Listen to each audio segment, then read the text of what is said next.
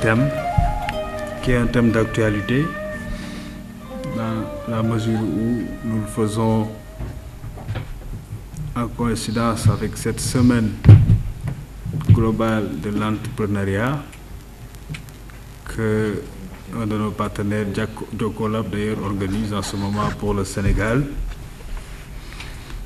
mais aussi pour parler d'une problématique qui nous tient à cœur, nous, dans notre organisation Lex Africa, à savoir l'entrepreneuriat des jeunes.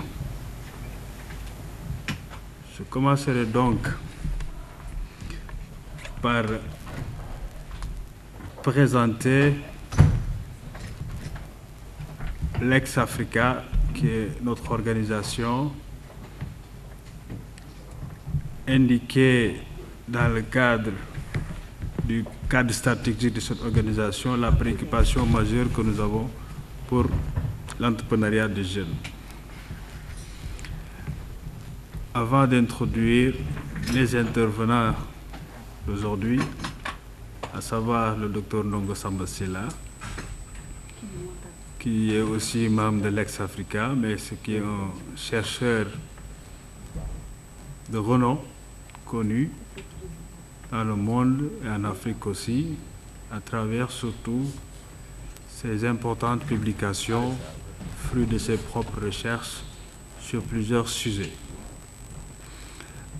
Mais également notre ami et partenaire aussi en même temps, M. Marc-André Ledoux, de l'entreprise sociale d'Afrique, qui travaille dans cette perspective de promotion et de développement de manière opérationnelle de l'économie solidaire de façon générale, donc l'entrepreneuriat social aussi, avec des propositions assez intéressantes que nous allons essayer de partager, de discuter aujourd'hui et de voir en quoi ces propositions peuvent nous permettre de développer nos activités, je parle des jeunes des entrepreneurs, dans une perspective durable.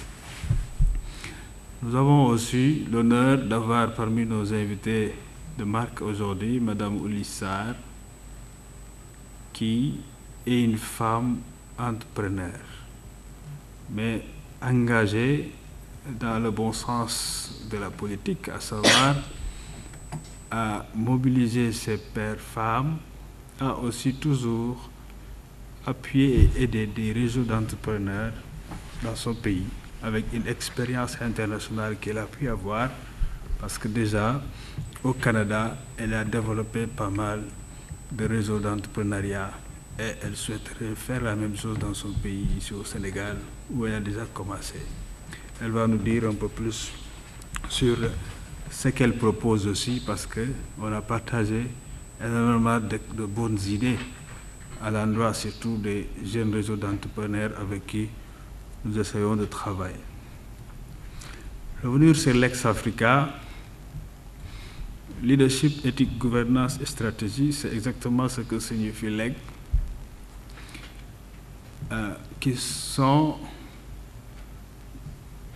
les éléments d'un sigle qui pour nous renvoie à un diagnostic que nous avons eu à faire sur notre propre situation d'Africains vivant en Afrique ou ailleurs, mais en tout cas préoccupés par l'avenir de notre cher continent. Nous nous sommes rendus compte, après moult échanges, recherches, dans une démarche de déconstruction d'un état de lieu, pour essayer de voir qu'est-ce que nous pouvons proposer pour arriver à autre chose, parce que nous nous sommes rendus compte qu'il faut véritablement transformer les choses dans l'état dans lequel elles sont, parce qu'elles ne favorisent pas véritablement l'épanouissement de la masse globale. Et donc c'est là que nous nous sommes dit que les questions de leadership sont des questions qui nous interpellent.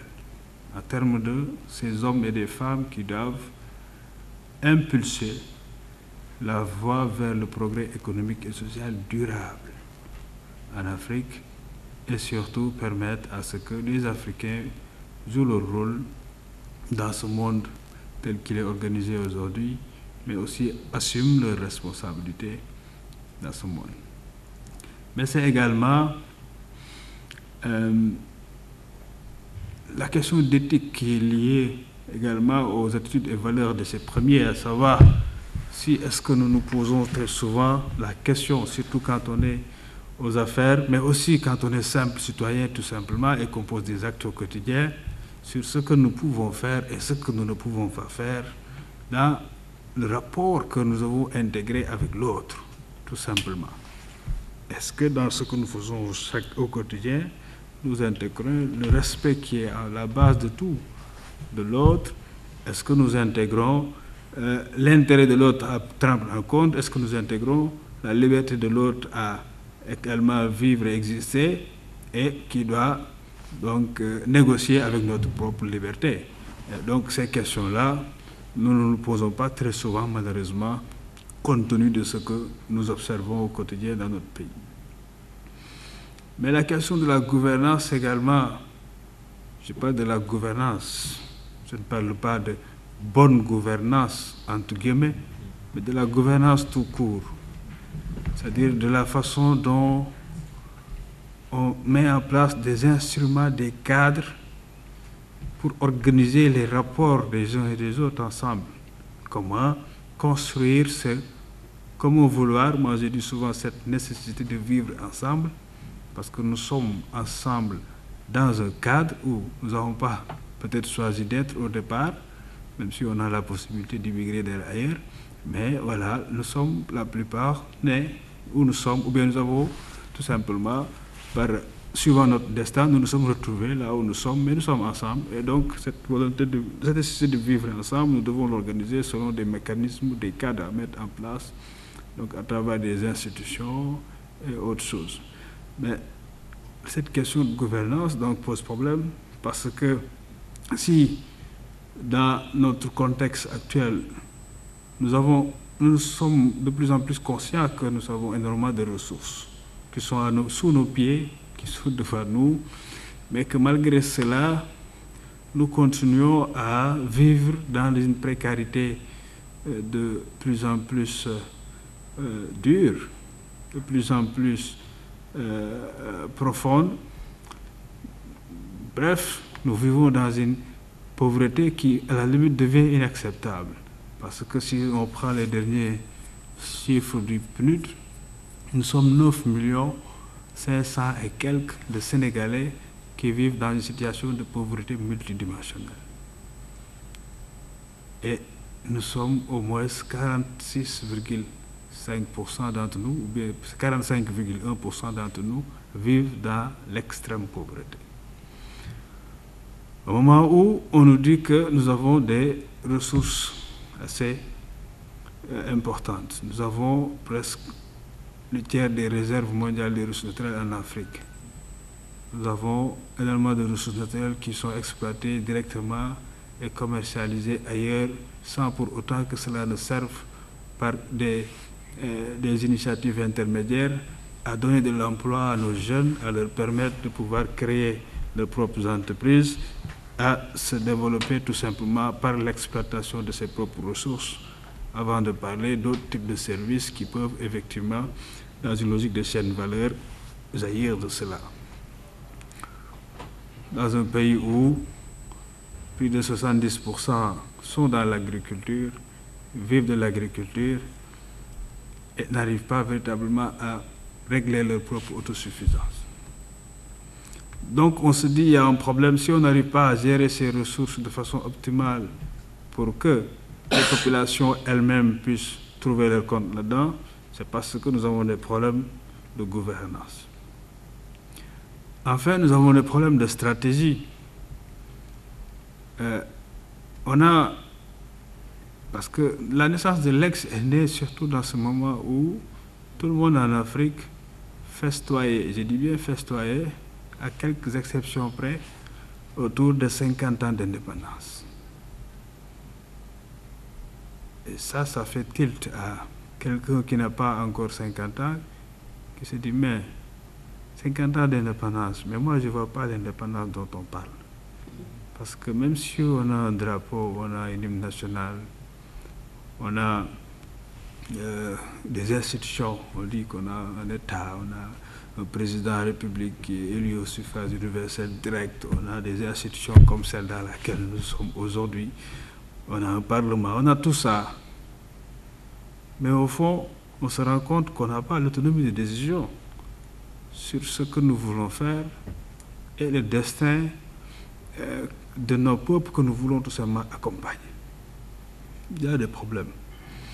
Alors on s'est dit, mais attends, mais nous, 50 ans après, quand les gens vont parler d'un siècle d'indépendance, quel tableau allons-nous présenter à nos fils et nos petits-fils?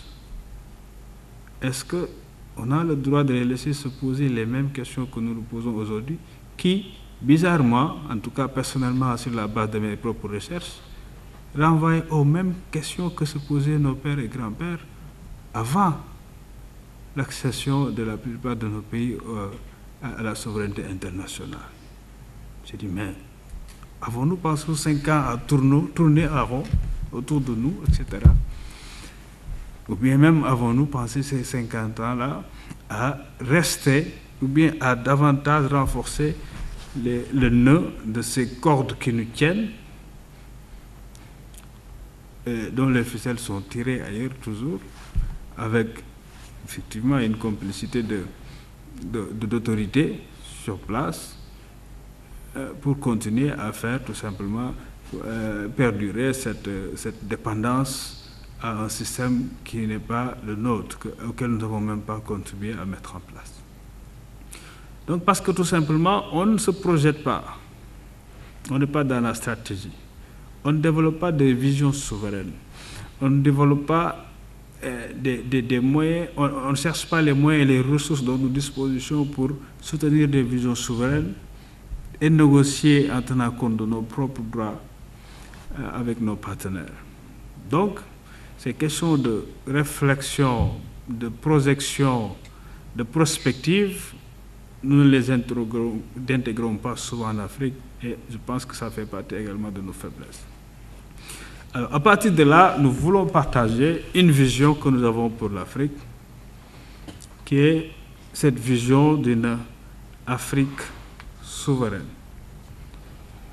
mais d'une Afrique résolument engagée sur la voie du progrès économique et social inclusif et durable, où il y aura moins de pauvres ou il n'y aura plus, une Afrique où ses fils vont être les propres acteurs de leur propre développement. C'est cela que nous souhaitons partager avec l'ensemble des acteurs identifiés. Et si quelque part nous parlons de politique, d'autre part nous parlons d'économie, d'autre part nous parlons aussi de social, parce qu'il faut investir tous ces champs-là si nous voulons qu'il y ait véritablement une transformation durable. Et c'est dans ce... Donc aujourd'hui, comment arriver à cette jeunesse responsable autosuffisante?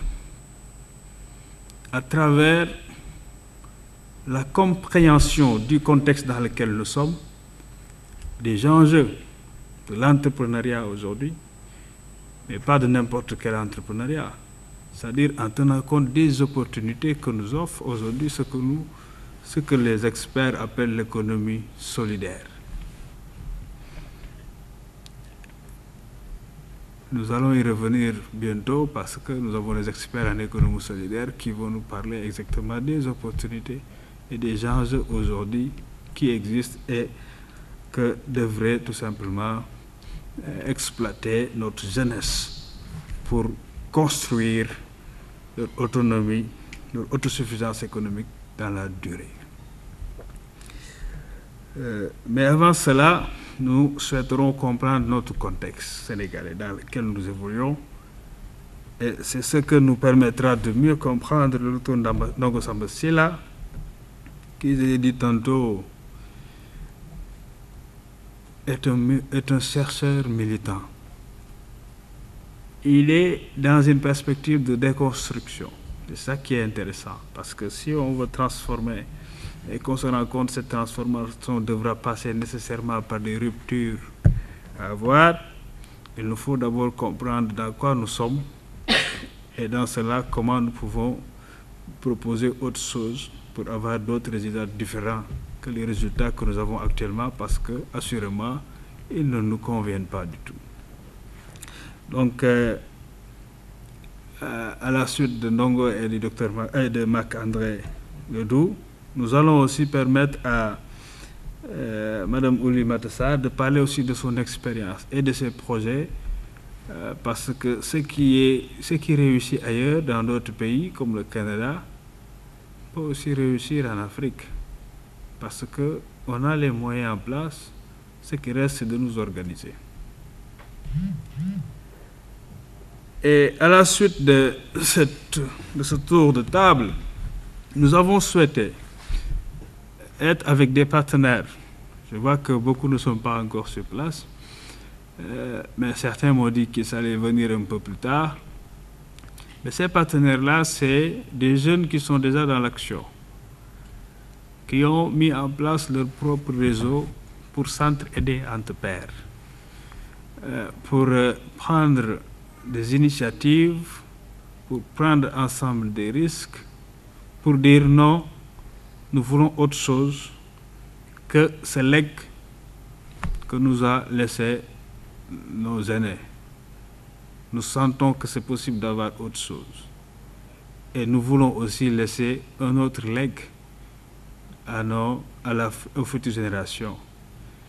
Et ces jeunes-là, ils prennent beaucoup d'initiatives.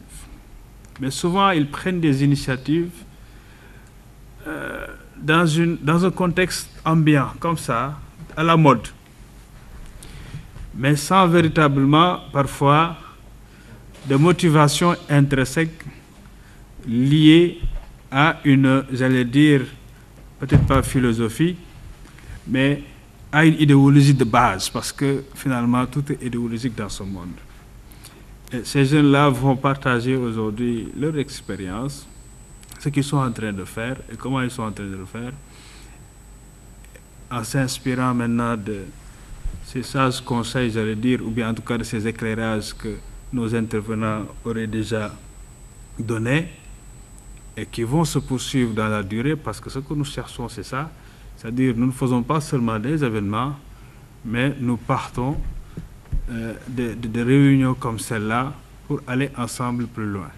Et à chaque fois, donc, élargir notre base de réseautage pour devenir un jour certainement, ça peut être rapide comme ça prend du temps, une force de transformation véritable. Donc, il y a le jeune Marcus qui est déjà sur place, qui va à la suite nous parler de l'expérience de son organisation, de ce qu'il fait avec les jeunes. C'est un jeune qui parle aux jeunes beaucoup. Il a déjà commencé à même produire des ouvrages dans lesquels ce qui est intéressant et qui m'a permis de m'attacher à lui surtout, c'est quand il dit, quand j'avais tel âge, personne ne m'avait dit pourquoi je devais faire ceci. Personne ne m'avait dit pourquoi je dois aller à l'école. Je dois le faire tout simplement parce que tout le monde allait à l'école à 3 ans ou bien plus tard à 6 ans. Des questions comme ça existentielles que nous n'avons pas souvent tendance à nous poser, il se les pose jeune déjà, je crois 25 ans, mais en s'adressant à des plus jeunes que lui, qui ont l'âge de 6 ans, 7 ans, 8 ans, 10 ans. Il ne veut pas que lui, les questions face auxquelles il est passé à côté, que ses jeunes frères et jeunes sœurs ne passent pas à côté de ces questions, qu'ils se les posent à temps pour pouvoir mettre le matelas de leur propre destin qu'ils doivent prendre en main, pour pouvoir inventer leur propre avenir assez tôt. C'est un clin d'œil, bien sûr, à Thomas Sankara. Il y a, je vois Marem qui vient d'arriver, mais qui doit être là parce que qui est là comme partenaire du CDJ, c'est le centre des jeunes dirigeants, CJD donc. qui peut également partager son expérience. Il y a Jider. Bon, elle m'a dit qu'elle allait venir un peu en retard, mais elle sera là, le temps qu'on ait les 3 premières interventions de Absanying, qui est aussi Jider, un réseau de jeunes entrepreneurs et leaders, etc., qui font des choses intéressantes. Nous aurons aussi Baobab Entreprises, qui ont commencé, et ça intéresse beaucoup Oli, qui me parle souvent toujours de mentoring. Il dit, il faut le mentoring, ça commence par le mentoring. Et ils sont en train d'expérimenter le mentoring online, c'est-à-dire tenant compte des contraintes des uns et des autres de pouvoir se déplacer, se réunir, etc. Ils mettent en place un réseau en ligne qui permettrait à des expérimentés ou des seniors, comme on les appelle, de suivre les plus jeunes qu'eux dans ce qu'ils font. Et ça, il ne suffit pas seulement de dire mentor, mais je pense qu'elle va y revenir. Mentor, c'est bien un concept dans lequel il faut être précis sur ce qu'on veut dire. Parce qu'un mentor n'est pas un mécène. Il ne s'agit pas de toujours donner ou bien même de faire à la place du jeune. C'est aux jeunes de faire. Mais comment on peut l'aider par expérience à éviter certains écueils, à aller plus rapidement que peut-être d'autres n'ont pas pu parce que tout simplement ils n'avaient pas compris pas mal de choses. Il ne s'agit pas de donner de l'argent à un jeune, mais il s'agit tout simplement de lui permettre de partir de là où il est, avec les moyens dont il dispose pour aller vers un autre niveau où tout simplement on peut l'aider à y arriver. Voilà donc pour ces propos préliminaires. Et nous allons commencer par le docteur Ndongo Samba Sylla. Donc, à ta suite, je veux aussi remercier le Conseil économique et social qui nous a permis de nous réunir aujourd'hui. Je remercie aussi de m'avoir invité pour parler, en fait, un peu, de réfléchir ensemble avec vous sur la problématique de l'économie sociale et solidaire et avec un accent particulier sur les jeunes. Donc, je pense que de ceux qui sont présents ici, je dois être le moins expert sur ces questions. C'est pourquoi je suis content que tu m'aies invité à parler, parce que je n'ai pas fait des recherches strictement en fait, sur ce sujet, mais à travers d'autres recherches que j'ai pu faire sur les questions d'emploi, de commerce équitable, mais aussi des limites des stratégies économiques qui sont basées sur la poursuite de la croissance. On peut en fait en dériver des enseignements importants par rapport à la problématique de l'économie sociale et solidaire. Et donc, je vais essayer d'axer mon propos en fait autour d'une question. Pourquoi les jeunes doivent en fait s'approprier la problématique de l'économie sociale et solidaire? Et donc, ce faisant, je vais essayer de répondre en 2 temps. Pourquoi l'économie solidaire aujourd'hui? Pourquoi le concept revient de plus en plus dans nos discours? Et aussi, pourquoi on assiste de plus en plus à des pratiques tournant autour de ce concept? Dans un second temps, je vais essayer de montrer qu'en fait, que les jeunes Africains doivent s'emparer de ce concept et se l'approprier pour au moins 2 raisons. D'un côté, ce sont les jeunes qui constituent les forces du changement. Et de l'autre, ce sont ceux qui ont le plus à perdre du système de l'entreprise capitaliste d'aujourd'hui. Et donc, ce sont ceux qui ont le plus à gagner de l'économie sociale et solidaire. Et donc, pour commencer par le premier point, pour moi, en fait, nous ne vivons pas seulement une crise économique et financière depuis les années, disons, la fin des années 2000. Nous vivons, à mon avis, une crise de civilisation qui se manifeste en fait de différentes formes, mais surtout au niveau du modèle de l'entreprise capitaliste. Pourquoi je dis cela? Parce qu'en fait, on vit dans un système économique mondial qui est capable de créer une quantité phénoménale de biens et de services en des temps généralement records, parce qu'en fait, on est arrivé à un niveau où la productivité est vraiment très très importante dans les économies d'aujourd'hui. Mais paradoxalement, plus le système mondial est productif, et moins il est capable de satisfaire les besoins sociaux. On est dans un système qui ne permet pas de procréer des emplois décents, des revenus décents et une protection sociale à la majorité de l'humanité. Et il y a quelques chiffres en fait qui peuvent permettre d'étayer ce point de vue. En 2012, selon le Bureau international du travail, il y avait un emploi sur 2 dans le monde qui était considéré comme un emploi vulnérable. C'est-à-dire que ce sont des emplois informels qui ne donnent lieu à aucune protection sociale et qui souvent peuvent être des emplois de très court terme. En Afrique subsaharienne, les emplois vulnérables représentent 77% du total des emplois. Et vu que en fait, ce concept d'emploi vulnérable n'inclut pas tout ce qui est emploi salarié, et l'on sait ici en Afrique que l'emploi salarié est généralement aussi très précaire, surtout au niveau des femmes qui occupent les emplois domestiques dans les maisons, on peut arriver à un chiffre qui est même au-delà des 80% d'emplois vulnérables pour ce qui est du cas de l'Afrique. Il y a aussi une deuxième statistique qui est importante de connaître. Selon toujours le Bureau international du travail, il y a 75% de la population mondiale, c'est-à-dire plus de 5 milliards d'individus, qui n'ont pas accès à une protection sociale satisfaisante. Donc ça veut dire que malgré des siècles de croissance, au moins depuis le 19e siècle jusqu'au 21e siècle, la production mondiale a dû être multipliée par 5 ou 6. Et on voit que jusqu'à présent, malgré tous ces progrès qu'on nous vante, il y a 75% de la population mondiale qui n'a pas accès à une sécurité sociale satisfaisante.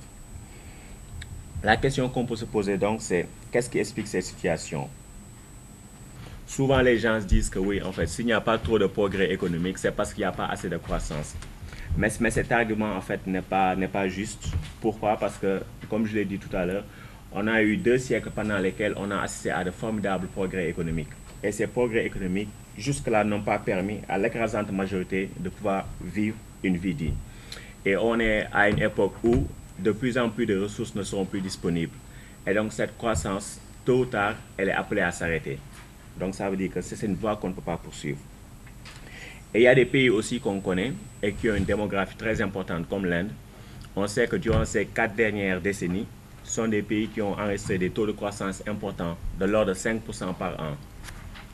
Mais bien que l'Inde soit décrite comme un pays émergent, le fait est que, malgré aussi 4 décennies de croissance économique, il y a toujours 90% des travailleurs indiens qui sont dans le secteur informel.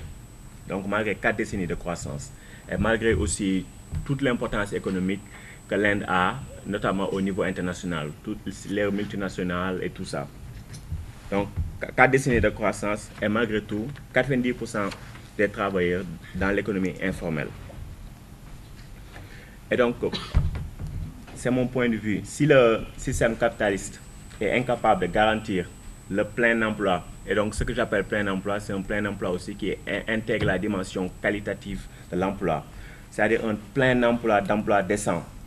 Si le système capitaliste en est incapable, c'est parce qu'il repose avant tout sur la logique du profit. C'est-à-dire que dans le système économique dans lequel nous vivons, c'est le profit qui prime sur l'être humain. L'être humain n'est pas une fin en soi, mais c'est juste un moyen. C'est-à-dire qu'on emploie des gens juste parce qu'ils permettent à une minorité de personnes de s'enrichir. C'est ça l'emploi en fait dans le système capitaliste.